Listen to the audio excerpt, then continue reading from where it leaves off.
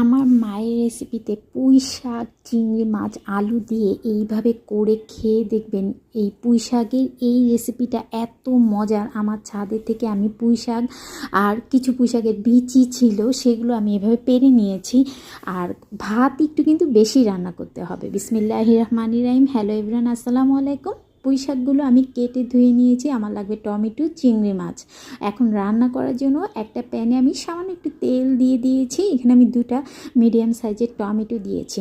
অবশ্যই কিন্তু টমেটো দিতে হবে, আর এই কারণেই পুঁই শাকটা খেতে অনেক ইয়াম্মি হয়।